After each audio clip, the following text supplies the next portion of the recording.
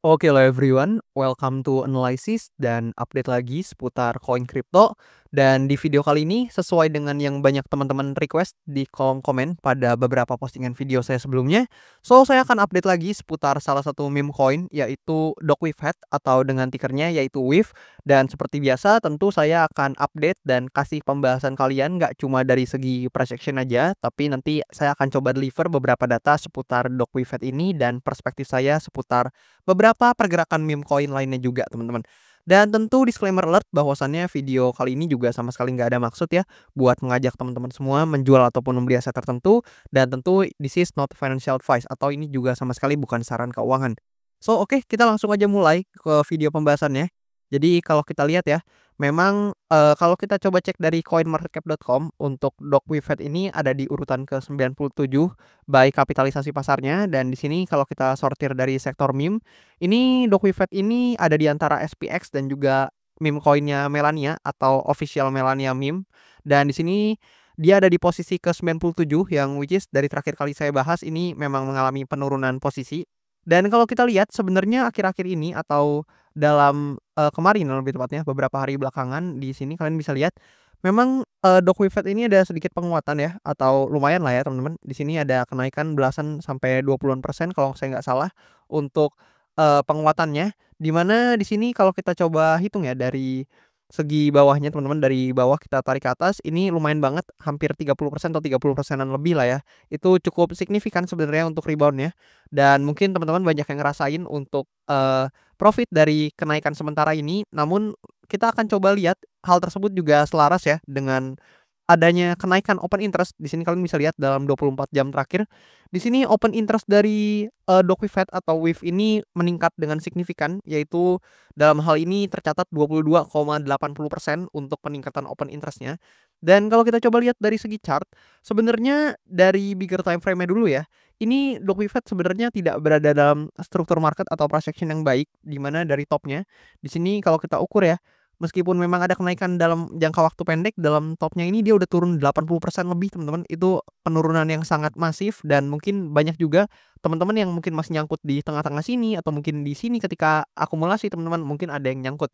Dan yang lebih buruk lagi, di sini Dogwifhat sebenarnya udah eee, breaking down atau udah breakdown dari area demand utamanya, yang mana di sini teman-teman, di mana ini adalah area pertama kali dia listing atau demand area ketika dia listing.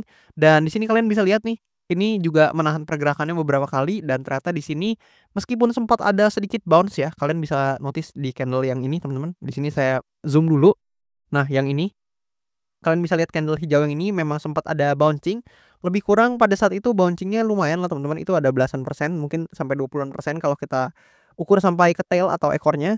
Namun sangat disayangkan di sini dia ke breakdown dan ternyata tidak mampu mempertahankan demand zone yang ada di sini, teman-teman.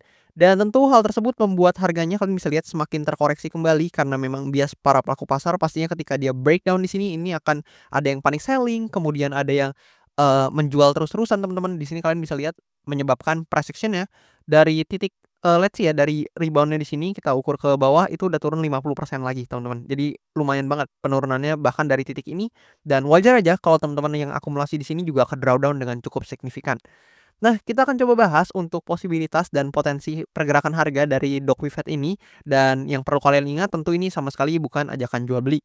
Nah, yang pertama teman-teman, dari segi time frame ya, kita coba turunin ke 4 jam. Sebenarnya kalian bisa notice ya, sebenarnya memang rebound ini membawa sedikit hawa segar buat Dogwifhat, yang mana jadinya dalam time frame jangka pendeknya kalian bisa lihat dia dari tadi bergerak kayak gini, teman-teman, atau dari waktu ke waktu dia terus membuat seperti ini, dan suddenly dia berhasil breakout, teman-teman.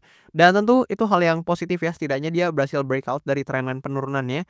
Dan juga di sini ada supply area mini ya. Ya, quote on quote di sini memang tidak terlalu besar, tapi paling enggak di sini berhasil di breakout.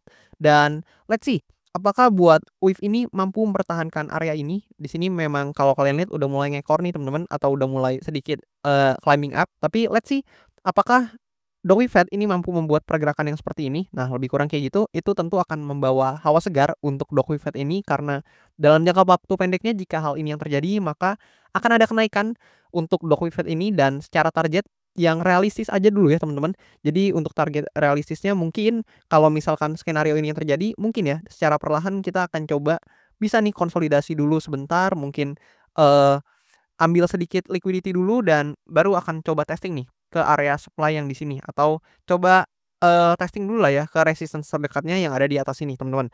Either pergerakannya bisa impulsif atau juga bisa cenderung korektif. Yang mana kalau impulsif ini dia bisa aja langsung lebih kurang kayak gini, tapi mungkin itu akan sedikit sulit ya dengan melihat lesunya market yang sekarang. Jadi, potensi terbesarnya adalah mungkin untuk pergerakan harga dari Docuify ini akan, mengambil yang sedikit konsolidasi dulu, mungkin sedikit cari liquidity and then baru secara perlahan mungkin akan coba naik lagi ke atas, sekaligus testing dulu ke supply areanya. Dan jika hal tersebut terjadi, maka kita baru bisa melihat konfirmasi teman-teman, di mana jika untuk Docuify ini, itu gagal teman-teman untuk mempertahankan, demand area di sini, yang tentu ada di sini ya, itu maka skenario tersebut nggak akan terjadi, skenario yang tadi saya katakan itu akan tidak valid dan justru akan mengalami koreksi lebih jauh untuk Docuify ini ke bawah teman-teman. Namun sebaliknya, jika memang, skenario yang tadi ini berhasil, yang which is di sini itu berhasil bertahan ya, maksudnya demand zone di sini nggak di-breakdown atau masih terus bisa bertahan, maka konfirmasi kita selanjutnya adalah supply areanya yang di sini. Nah, kalau kita coba kecilin pakai, time frame-nya atau lebih besar ya, sorry bukan kecilin, jadi kita coba pindah ke daily time frame. Nah, di sini kalau misalkan untuk Docuify ini justru mampu teman-teman untuk, testing dan breakout dari supply area ini, maka tentu itu akan jadi angin segar buat Docuify untuk kembali naik lagi. Dan sebaliknya, jika memang ternyata Docuify ini juga gagal nih teman-teman untuk, breakout dari supply area ini, maka bukan hal yang mengherankan kalau misalkan, Docuify ini akan punya potensi ya buat, bermain di kisaran area ini teman-teman. Jadi di kisaran area antara, supply area ini dengan demand zone-nya yang di sini teman-teman. Nah yang kecil di bawah sini, itu ada potensi dia bermain di situ dan jika dia ke, koreksi lagi teman-teman, misalkan dia udah testing kemudian dia koreksi lagi lebih kurang kayak gini, maka dia akan membentuk pergerakan seperti ini dan yang jelas konfirmasinya ada di antara kedua area tersebut teman-teman. Jadi kita lihat aja mana yang akan di-breakdown teman-teman. Jadi jika dia di-breakdown di sini maka tentu Docuify secara time frame atau secara time frame rendah maupun besar itu akan cenderung ke bias penjualan, sementara sebaliknya kalau dia bisa breakout di sini atau di supply areanya, maka tentu mungkin itu akan menjadi hawa yang sangat segar buat Docuify karena bisa punya potensi untuk kembali menguat lagi secara price action ya teman-teman. Lebih kurang kayak gitu. Namun kalau teman-teman tanya pendapat saya, based on POV saya pribadi dengan segala kemungkinan tadi, secara time frame besarnya setidaknya saya masih beranggapan bahwasannya Docuify ini mungkin aja akan melemah ke level-level harga selanjutnya. Kenapa? Karena di sini ada beberapa tesis ya yang bisa saya kasih ke teman-teman, di mana selain dari bigger time frame-nya yang kalian bisa lihat nih memang membentuk seperti ini. Jadi ada potensi secara historical dia mengulangi kejadian serupa yaitu dia breakdown, testing dulu baru breakdown lagi. Kemudian kalau kita coba copy paste serupa dia bisa aja kayak gini teman-teman. Lalu lanjut turun lagi. Itu secara bigger time frame-nya atau secara time frame besarnya. Namun tesis lainnya adalah kalau kita coba lihat nih dari mindshare-nya, jadi kalau kita coba pindah ke, mindshare-nya teman-teman. Nah kalian bisa lihat, buat mindshare meme coin ini sebenarnya tadinya teman-teman ketika memang pump fund itu lagi eksis-eksisnya atau lagi banyak banget nih untuk users yang memainkan liquidity-nya di pump fund tersebut dan tentu teman-teman yang main pump fund harapannya hati-hati juga, dan harapannya teman-teman due diligence dan do your own research ketika bermain di platform tersebut atau ketika mencoba platform tersebut. Dan ketika hal tersebut terjadi ya, di situ meme coin ini mindshare-nya sangat-sangat besar teman-teman karena memang rata-rata liquidity dari audiens atau penggiat kripto itu pada ke sana semua dan mostly ya, itu meme coin banyak banget yang, berterbangan teman-teman untuk price action-nya dan banyak banget kalau kalian notice ya exchange-exchange besar yang melisting nih untuk meme coin yang aneh-aneh teman-teman. Jadi kalian bisa lihat mungkin banyak exchange yang kalian pakai juga itu ngelisting meme coin yang mungkin secara utility ya memang nggak ada yang gimana banget, tapi karena hype jadi itu tentu bisa membawa volume perdagangan buat exchange tersebut dan tentu itu akan menjadi win-win ya untuk exchange-nya juga. Jadi banyak yang listing meme coin yang aneh-aneh teman-teman dan itu adalah era-era kemasan bagi para meme coin yang memang pastinya itu membawa kenaikan harga atau dampak yang signifikan ke harganya teman-teman. Jadi kalau kalian lihat nih, ini Docuify juga sempat naik ya sangat signifikan. Kalian bisa notice nih, ini kenaikan yang gila banget teman-teman. Jadi bahkan kalau kita ukur ya mungkin dari bawah sini teman-teman kita coba tandai. Nah, lebih kurang kayak gitu. Ke atas sini itu 200-an hampir 300-an% teman-teman. Jadi, gila banget memang untuk kenaikannya pada saat itu. Mungkin teman-teman udah sempat ngerasain beggar juga dari meme coin yang kalian hold. Tapi di sini yang perlu kita notice adalah dengan, lesunya market yang sekarang teman-teman, kita pindah lagi ke mindshare-nya, dengan lesunya pergerakan meme coin atau dengan, liquidity-nya yang nggak karasan lagi, mungkin para pelaku pasar udah capek nih teman-teman main pump fund karena mereka tahu mungkin, 90%, 90% lebih mungkin malah akan rungkat teman-teman dibandingkan dapat cuan ya. Jadi mungkin kalian pilih satu atau cherry picking salah satu meme coin yang bakal perform itu susah banget dan rata-rata itu justru akan jadi sampah dan nggak akan bisa perform teman-teman. Jadi mungkin para pelaku pasar udah capek, jadi mungkin mereka sedikit berpindah liquidity ke koin-koin yang punya utility dan itu berdampak pada mindshare meme coin yang sekarang kalian bisa lihat per video ini saya record, dalam 7 hari terakhir ini mindshare-nya cuman 2,19% teman-teman.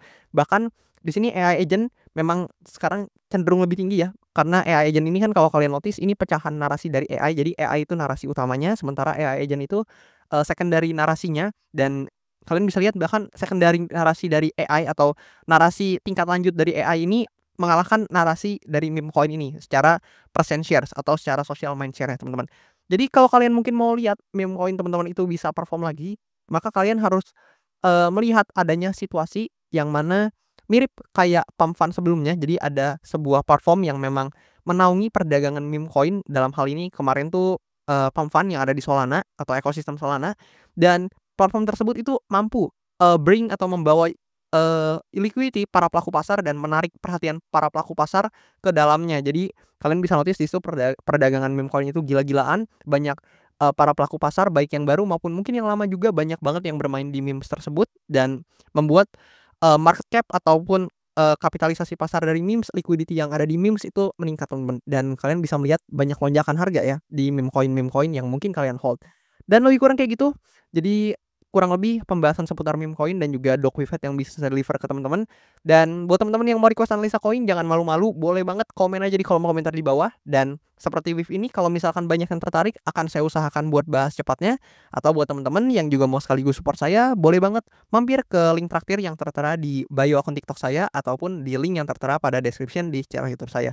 Dan that's all untuk pembahasan seputar Doc Wifet kali ini. Thank you banget buat teman-teman semua yang udah nonton sampai habis dan sampai jumpa di video-video selanjutnya.